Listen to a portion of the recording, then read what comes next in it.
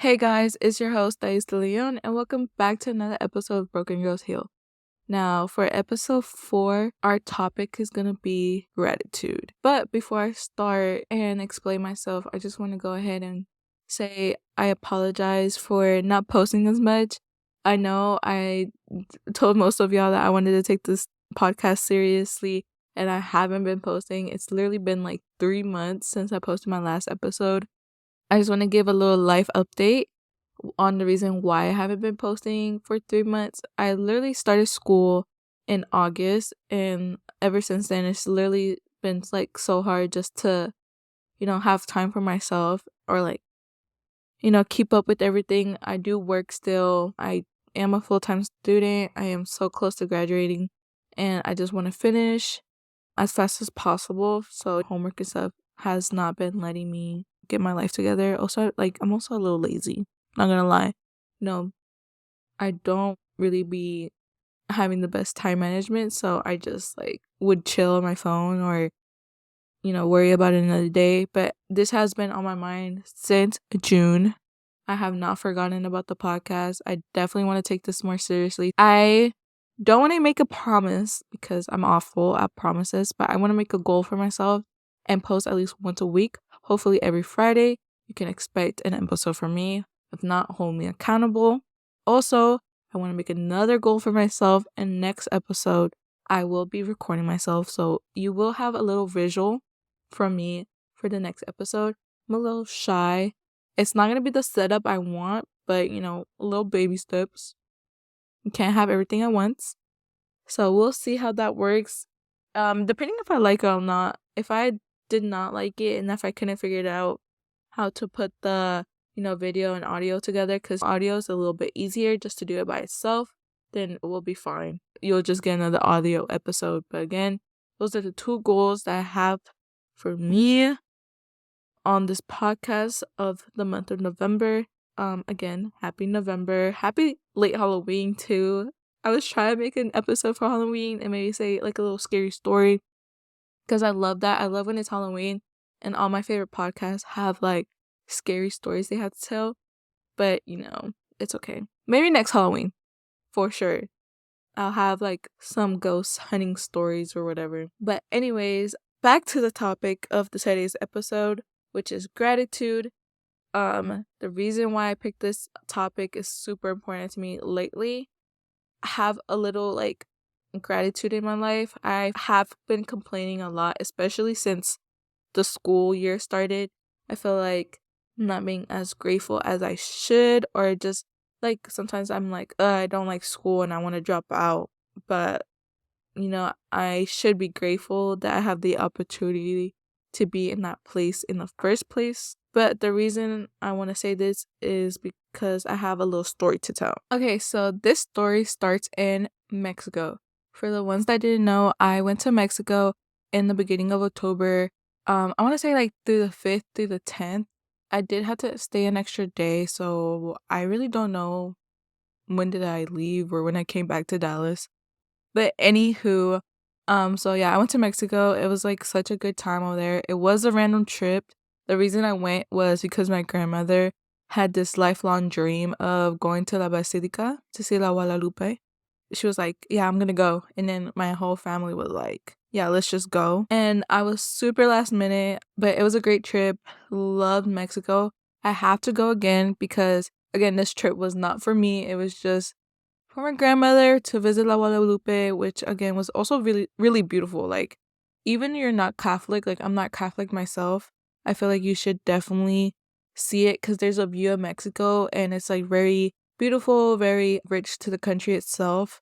So definitely recommend. So my story actually starts when we visited Chinatown after like a really long day of like exploring and trying to, shop around and like do something that everyone's interested in. But at this point of the trip, I was kind of like already fed up because again, like the trip wasn't really for me and I really couldn't like do much because I was with a group of like older ladies, people who really couldn't walk as much. And so we had to like accommodate for them and just make sure we do everything that they wanted to do. So I was just like, okay, like this is not true for me, but I was really bored. So we ended up in this Chinatown like street. Apparently Mexico has like multiple Chinatowns. So I'm not sure which one I was specifically at, but we like got like hungry, so we ended up just eating at a restaurant at this Chinatown. We end up eating in this restaurant at this Chinatown, and so me and my parents were just discussing like our plans on going back. So mind you, they informed me, or they told me that I was gonna leave on a Sunday, like Sunday of that week. But then they were like, "Oh, we're gonna stay one extra day. We're just gonna leave early on Monday." And I was like, I don't care if we leave Monday. I just have to make sure I don't skip any classes. I just wanted to make sure I didn't miss anything important, because I remember, one of my professors talking about something like a presentation. So I was like, oh, like I really need to be in class. I don't want to miss anything. Also, like my school counts attendance. So they use attendance as a part of our grade.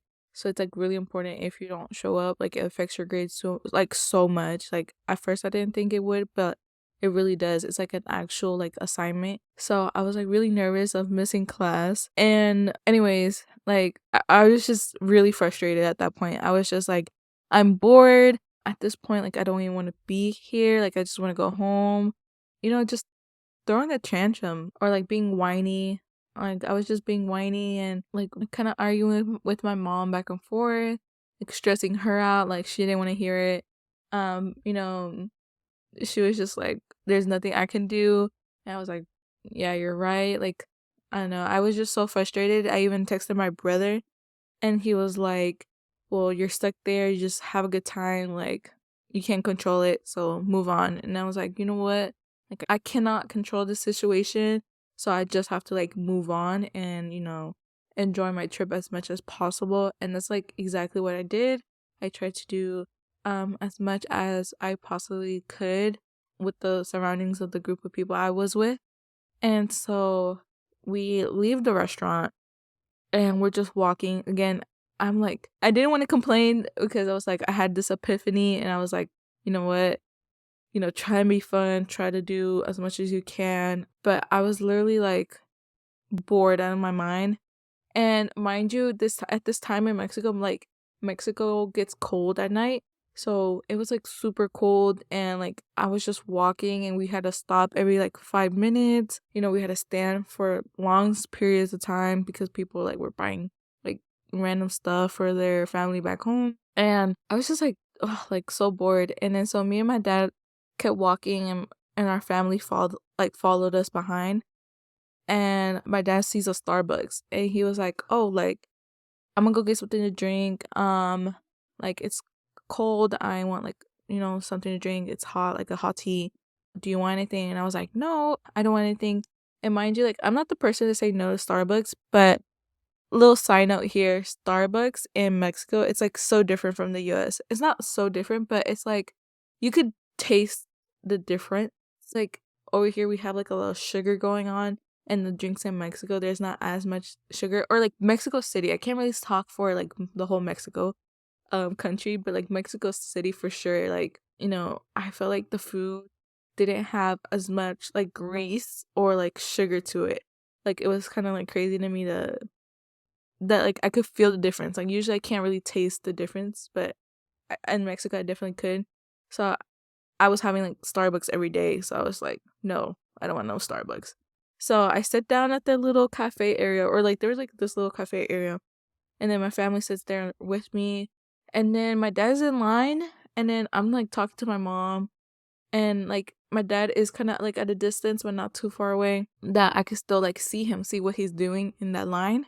And so like I turn away to go talk to my mom, and we're like talking about something random, and or like about the flight, I think. And then I see my dad in line, but he's talking to like these two kids, right? I want to say like one of the kid, like the oldest kid was a boy. He was like around, I want to say like 12, 13. He could have been younger or older. And then there was another girl on next to him, and she was like around, I want to say 7, 8 years old. And they're just talking to my dad. and my dad is like laughing, and then he's ordering. Like, I see my dad ordering more than he should, right? And then I'm laughing and I'm like, what is this dude doing? Like, what is my dad doing? And then he's like, oh, like, Thais, come here, like calling me over. And then I get up like all excited, and I already know that my dad is clearly buying them food, right? And I was like, I love doing that. Like, I love helping people. So I go over there and I'm like, oh, hola. And then the little girl goes, oh, ¿es tu esposa? And my dad like was like, ew, no, she's my daughter. Oh, sorry. For the ones that don't speak Spanish, the little girl asked if I was his wife, like, to my dad. And he was like, ew, no. And then he goes, no, this is my daughter. Like, yeah. And then the little girl goes, oh, like, are you gonna get mad that I'm asking your dad to buy me Starbucks or like for a cookie? I forgot exactly what she said. And I was like, oh no, like, ask for more, like, pide de más. I was like, ask for whatever you want. And she started laughing, and then she like took me by my hand, and she had this like yo-yo type toy, right? But mind you, like, she was using it as a yo-yo, but it was not a yo-yo. It was like a bouncy ball that had a string tied around it, and then it had like another string to make like the string part of the yo-yo, and then it had like a little hair tie, like a small hair tie to like that wraps exactly to your finger, and like that she would use it as a yo-yo. And she was like, look, let me teach you how to use it. And then me and her were like playing with this, I don't want to call it fake yo-yo because that seems so mean, but this homemade yo-yo. And I was like, oh my god, she's using this as a yo-yo. And that's so smart of her. Like, you could just see how like creative she was. Not having resources, she still made a toy and she's still having fun with it, you know? And this little girl, like, I don't know how to describe her, but she was very talkative. Like, she was just like so full with a lot of love. Like, I don't know how to explain it, but you could tell like she could spark up a room or make other people feel loved too. I don't know what the word is, but I hope you're understanding me and where I'm getting at the story. And then her brother was showing me like the new wallet he bought, right? And it was like a Mexican 500 pesos like bill shaped as a wallet. And I was like, oh my god, like, that's so cool. Like, I'm not really like people person, so I can't come up with things in the moment when I'm talking. So I was like, hey, like, what are y'all doing? Like, why are you not home? It was also like about to be 10 p.m. And I was just like so confused, like, why these kids were out in the streets. And then he goes like, oh, I'm selling candy. And then the reason your dad is buying a Starbucks is because we asked them to buy candy. And I was like, oh, okay, that makes sense. And then I was like, hey, like, these kids need to get home. Like, all I was thinking in my mind was like these kids need to go home. They should not be out here. So I like offered them. I was like, how much is it for the whole night? Like, how much do you work like typically a night? Like, how much do you make so you can go home? Like, whatever your price is, I'll give it to you and you can go home. And then the little girl turns to me and then she says, like, what are you talking about? Like, first I used the wrong word, and she was like, what? Like, what do you mean? Like, what are you gonna give me? And then I was like, no, like money, like how much money? And then she goes, I don't have a house. Like, yo no tengo casa. And I don't know what came over me, but I literally like turned to my dad and my eyes literally were so watery. And my dad, like, he felt the same pain that answer gave, like, that gave me, if that makes sense. And he was like, keep asking questions. Like, you're gonna hear these answers and it's just gonna make you feel that more pain for that child. Because I literally like stopped everything, looked at my dad, literally walked as fast as possible to my mom where she was at with the cafe, and I mean, like, the seating of the cafe, and I just started like crying.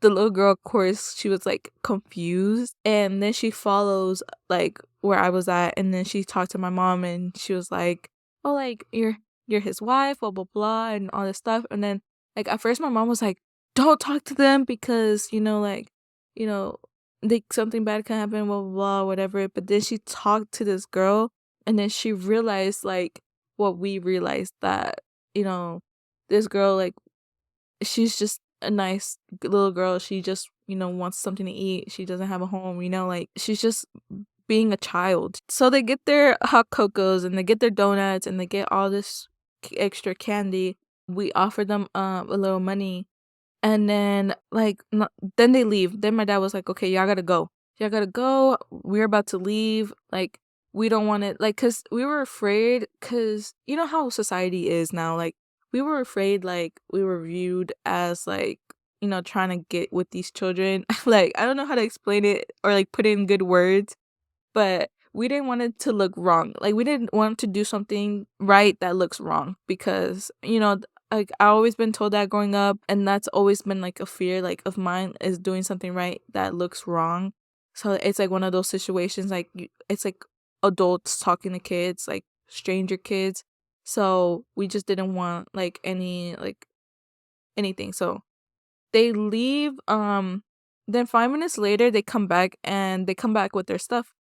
And then they're like, "We can't accept it." Like, they told my dad, "We can't accept it." Our dad said no.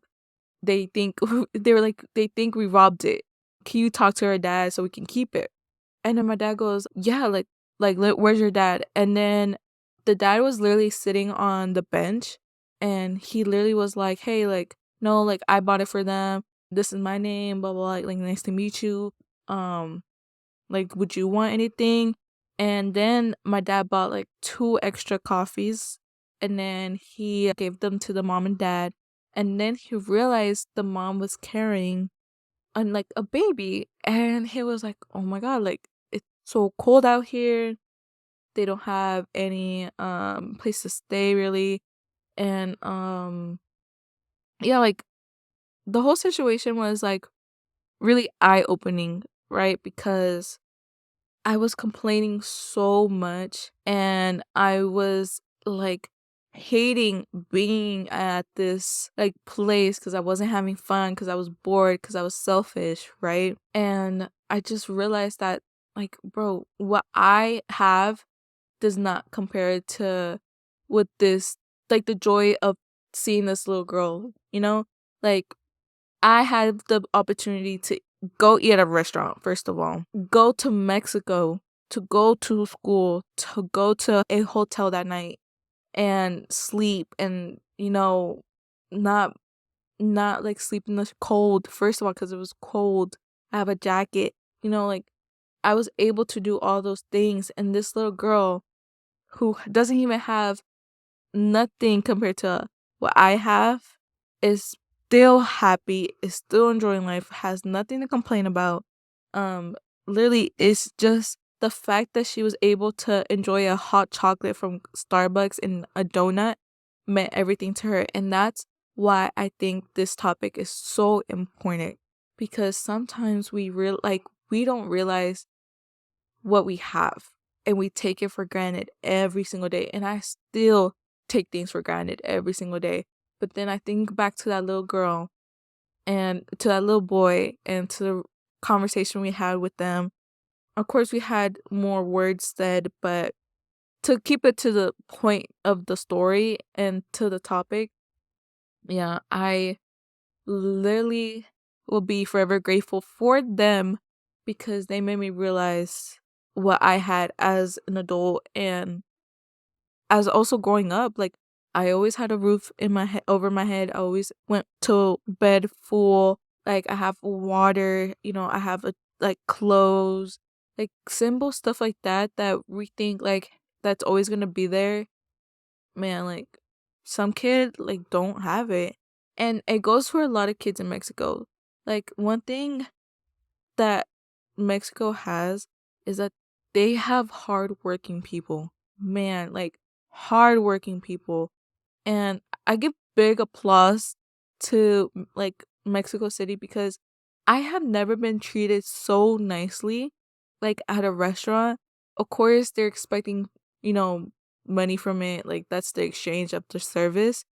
But even then, like, the service of it over there in Mexico does not compare to service that we have here, or like the service that I have experienced, to be honest. Like, they are so nice over there, and I literally can't wait to go back and, you know, do all the things all over again because it was just so awesome.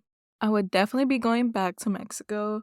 If you guys have any recommendations for me on where to go, because I also want to go to Cancun and all that fun stuff, but Mexico City for sure like has my heart so far because I haven't been anywhere else. And then I did have a good time in Mexico, guys. Like, it was so fun. My favorite memory there was like going to the Plaza de Garibaldi. I don't know if I'm saying that right, so don't judge me on that. But we went there so early, like me and my family, and my dad was just like, I just want to drink. And that was everybody's vibe. And literally, that's all we did. We wasted all our money on food, drinks, and mariachis. And it was so funny because we wanted to stay later, but we literally ran out of pesos. Like, we literally ran out of money, and we had to start paying in like US dollars because nobody like accepted card. So we ended the night early because of that, which was so funny. But to wrap things up here, I just wanted to tell you guys my story because how important it is to be reminded how grateful your life is. Even though you might not feel it or think that your life is important, just know that you waking up in the morning from wherever you are, just the fact that you're able to breathe and be able to carry on the day, it's enough to be grateful for. It's enough that you have something to eat. It's enough that you have a roof over your head. Now, if your situation is so bad, I do hope you seek help and, pray on it, that whatever situations that any of you guys have, know that there's someone there, even if it's through faith, even if it's through a friendship or even your parents. You know, there's nothing that you yourself cannot overcome from any situation. I really do believe on that. I'm heavy on that. And yeah, because I wanted to make this podcast because I have seen a lot of people lately just, not be grateful or even kind to one another. And it's kind of frustrating because we have so many things going on in the world. And the last thing we need from people is just mean words or wrong actions. So just remember, it does not cost anything to be kind. Like, for the example of my story, after we helped that little girl out, me and my dad wanted to go save the world. And it's not a bad thing. Like, of course, we're not superheroes, but at least try. I mean, it does not cost anything. You do not know anybody else's situation. For sure, just keep an open mind and an open heart. If you feel like helping other people, I'm not saying it so like for pride, just because it does feel good. It's like a double road. Like, you're helping that person and you get this feeling of yourself that you did something good. And a lot of people judge that for some reason, but I don't think that's bad. Like, when people record good acts, I don't think that's bad. I just think it should motivate everyone else. And I'm not saying this to gloat either. It's just the point of the story was to show the outcome of it, of sometimes I need to step back and realize all the things I have already, because sometimes I do complain about the things I don't have yet and the things I need. And I always, complain and say why I don't have this person has that, especially in social media days, how we just compare ourselves to every single one and every single body. So, yeah, it's just simple things like that. It just made me realize that what I have is special, what that little girl had is special, and we all have that. To be reminded of that is so beautiful, and that's what makes life. Just love, joy, and the memories that we make in this world is all that matters, because nothing else matters. All right, guys, so before I end this podcast, I just want to give you a few tips on how I remain grateful since then. When I got back, I decided just to write all the things I am grateful for on like my planner. My planner is actually from Papier. It's like really nice planner, so I definitely would invest in one of those. It's like the only planner I have actually liked, and you can like customize it and all that stuff. So yeah, like they have like a page dedicated for how like gratefulness, if not pen and paper is good. People usually do it once a day, but I feel like for me that's a little too much. I'm not really like set to a schedule. So I just do it once a month. Usually like the first of the month is when I do it, and I like to compare how I did last month because I also my planner has a little to-do list and goals. So usually I compare what I did and now what I didn't do. Yeah, and it keeps me motivated. Like some people get discouraged because they look at their planner and they have like a million things to do and they just do two things. Hey, those are things that you need to celebrate also. So if you're not a big on writing your like gratitude down, you can also just like manifest it out loud again once a month, meditate or pray, whatever you're into spiritually. It just keeps you grounded for real, and it sets the mood for the month. It actually does for me. Again, keeps me motivated. And yeah, so, guys, thank you for listening. Thank you for, taking the time out of your day to listen to my voice. I apologize again for not posting for several months. I will make it a goal to post consistently, and hopefully I can have a video for you guys. I'm so excited. I don't even know what setup I want to do, but I have a few ideas. So follow the YouTube, like, comment, and subscribe at Broken Ghost Heal. Also check out the Instagram and TikTok at Broken Ghost Heal.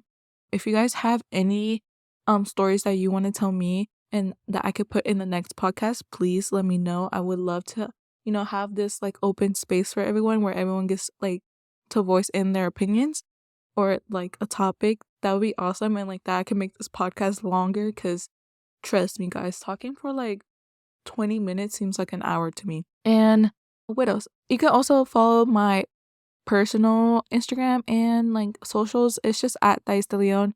Some things are different, but whatever. Again, thank you, thank you, thank you. Love y'all. And share this video. Don't forget to share. Like, send this to someone you think needs to be more grateful. All right. Bye. Love y'all.